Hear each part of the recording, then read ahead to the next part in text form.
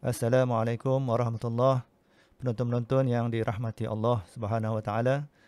Ini video kedua, isu kedua yang dipetik dan dipendekkan daripada sesi temu bual bersama saudara Kabul Idris. Selamat menonton. Isu yang kedua yang kita nak sentuh pada petang ini, isu yang paling penting lah saya rasa untuk semua orang, semua rakyat Malaysia. Isu berkaitan dengan isu pendidikan, ya. Apa yang disebut oleh saudara moderator sebentar tadi, ya. Sesi persekolahan baru dibuka dan pelbagai masalah kita dengar dengan peraturan-peraturan, khususnya pelajar sekolah rendah lah.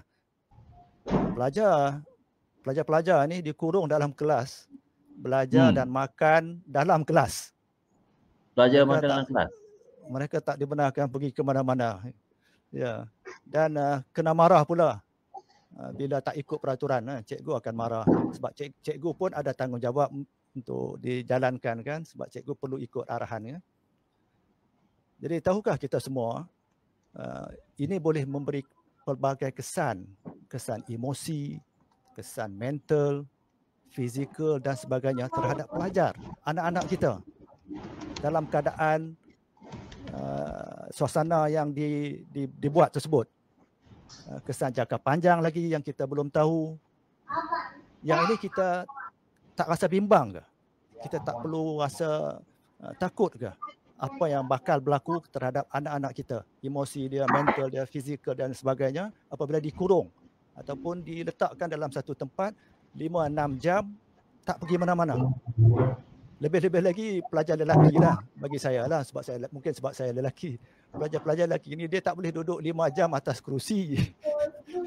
Dia nak bergerak, dia nak bangun, nak jalan, nak lari, waktu rehat dia nak pergi lari kat padang ke apa. Jadi ini sifat khususnya pelajar-pelajar lelaki. Baik. Saya petik ini daripada Astro Awani, berita Astro Awani bulan Februari tak silap, 26 kanak-kanak maut akibat COVID-19 dalam tempoh 6 bulan lepas. Ini adalah kenyataan Khairi Jamaluddin. Baik.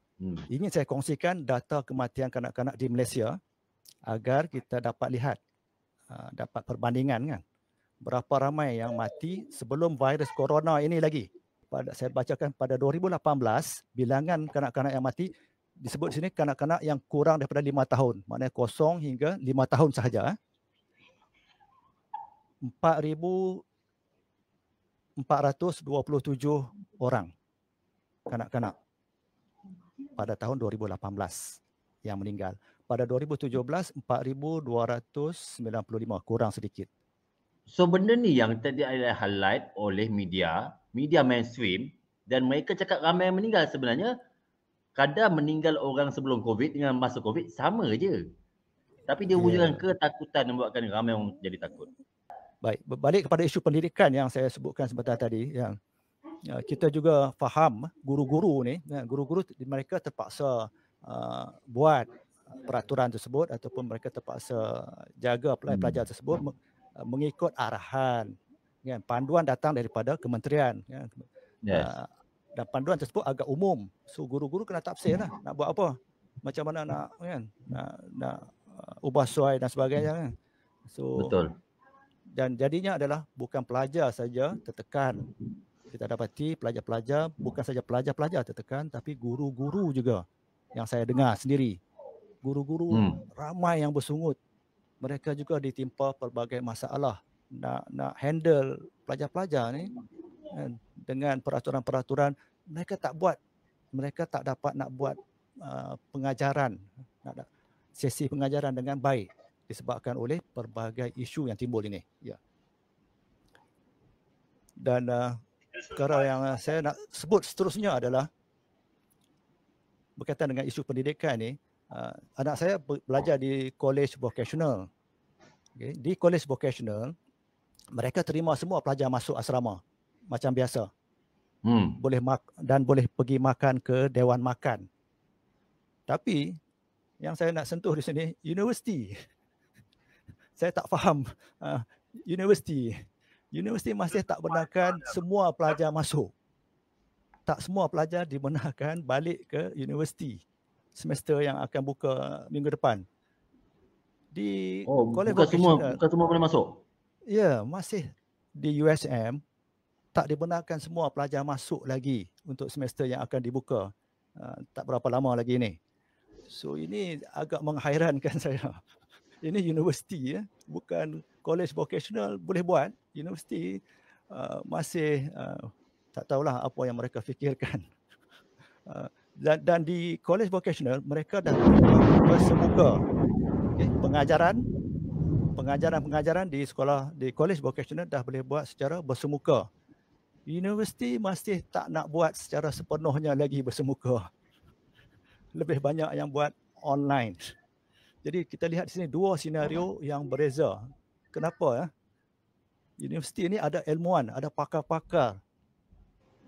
Jadi kita lihat isu ni mungkin timbul kerana birokrat yang saya sebutkan sebentar tadi, kan. Beberapa kerat ataupun individu, birokrat yang sangat berkuasa ini, mereka yang buat keputusan di atas. Kan? Arahan turun dari atas. Peraturan turun dari atas. Jadi ini tidak menyelesaikan masalah pendidikan anak-anak dan pendidikan di negara kita. Yang kita tahu dalam masa tempoh 2 tahun ini pelbagai masalah timbul. Ulang-alik asrama. Bila timbul kes, kena balik.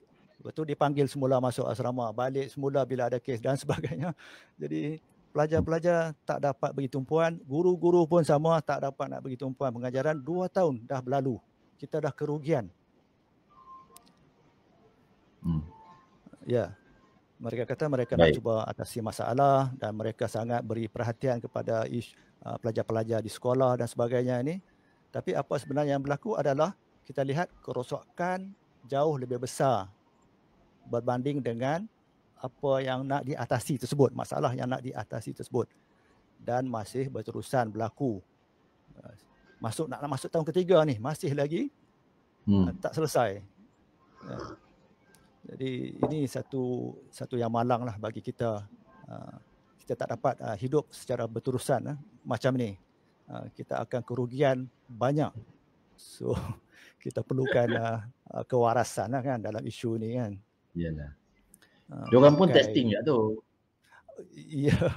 So pakai face mask. Budak-budak pakai face mask selama 5-6 jam, saya rasa kurang sesuai lah untuk budak-budak khususnya. Setuju. Bukan budak-budak je, orang tua pun sama juga. Nak pakai 5-6 jam macam mana? Pernafasan kita tak sempurna. Betul. Tak boleh lah macam tu. Kita kena fikir balik lah isu-isu ni. Ya. Bila ada kes positif, bila ada kes positif kena sanitize kan bangunan, bilik dan sebagainya. Saya rasa ini banyak memakan masa guru-guru dan penjawat awam. Bukan di sekolah saja, begitu juga di jabatan-jabatan kerajaan. Nak sanitize bangunan, nak sanitize pejabat. Tapi selepas sanitize, masih kena berjangkit juga, masih ada yang kena demam lagi. So tak habis-habis. Perkara ni tak habis. Tak berkesudahan. Meniaga jadinya. Ya. Bagi saya meniaga je tu. Nak sanitize tu bukan percuma. Kita kena beli, dapatkan bahan kimia kan? Dan bahan kimia ni bukan baik pun untuk kesihatan kita. Betul. So itu saya rasa beberapa isu tentang berkaitan dengan pendidikan yang saya nak sebutkan di sini.